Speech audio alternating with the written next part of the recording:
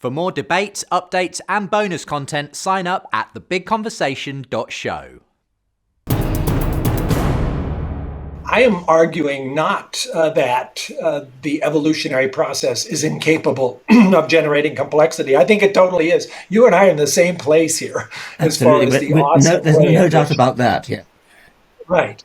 But you said that, it's happened just because of the laws of physics. I want to take this back to that step. Where did those come from? Well, let's get to that then, because you keep getting to that, and that I believe that's a very profound. If somebody was going to convince me of the need for a God, it would be there. It would be not in my own field of biology. And I found, I've read The Language of God, and indeed I reread it today. I read it first when it came out. I love your song, by the way. That's really nice. In the audio version, I listened to the audio version today. I don't know whether you've had, Justin, but I haven't, I'm afraid. I'll have to include it in the program at the end or something so people can hear it. I found the initial C.S. Lewis part about the moral argument really profoundly unconvincing. When you get onto the physics, when you get onto we should get to that then. Yeah. Okay. When you come on later to the origin of the physical constants, now that's getting warm. That's getting close to a good argument. Unlike the morality one.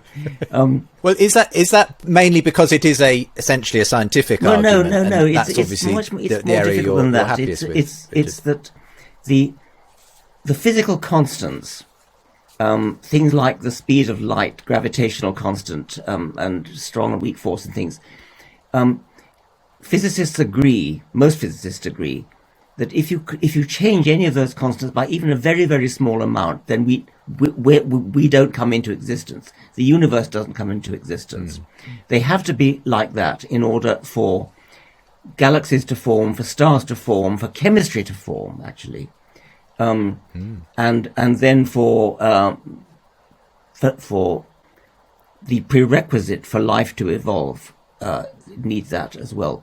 So that's the nearest approach to a good argument. By the way, I want to be very careful about this, because I once said that, I'm not going to mention the name of the man I was having a debate with. He seized onto that later, and then I think a couple of days later, he went up to Scotland and said, "Dawkins is a convert. He's or not quite that." I think what you gave an inch and he took a mile. Exactly. Yes. Well, look, I'm very familiar with this argument as well. Often called the argument for God from fine tuning. It is essentially a design argument. It's saying, look at the extraordinary fine tuning of these initial constants of the universe. If they differed from their actual value just a tiny bit, we wouldn't have a universe capable of producing life. And yet here we are. It needs an explanation. One of the explanations on the table is a designer behind the whole thing. And when you look at the extraordinary numbers we're talking about, you can see why it does, even for someone like you, Richard, you'd say that if there were an argument, it might be this one. And actually, I've heard many other atheists say that, Peter Millikan, I think Hitchens, all said, okay, that might be the one if you were going to, crack the door open a little bit. But I think what you were coming to, Richard, is why you still think this is, you're still essentially pointing to a gap and filling it with God. Is that your problem with this? Because it seems to me all you're doing is pushing it back a stage, and you've still got to explain God. Right. You're saying we need an explanation for the fine-tuning, and so we postulate a fine-tuner, but you haven't explained anything. I mean, you simply invented. Okay. You've magicked away the problem, and this is. This has been one of your key arguments in your books, Richard. Just positing God just leaves you with something more complex to describe something. Well, more there's that. But yes. I think, but also, yes. You might convince somebody like me to be a deist, but then you suddenly say, okay, well, because of he's converted. Did you hear that here?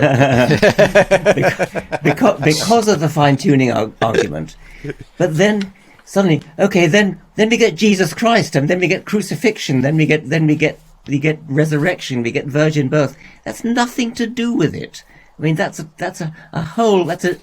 positively dishonest way of smuggling in what you really want. Well, not you, but I mean what some Christians really want, which is to bring in Jesus or Allah and Muhammad or Buddha, whatever it is. You cannot do that. I mean, you've got either you're going to stick with a fine-tuning argument, which is a good argument, or you've got to produce a really good argument for Jesus. But don't think that because you've convinced somebody by the fine-tuning argument to be a deist, that therefore he's then got to believe in Jesus.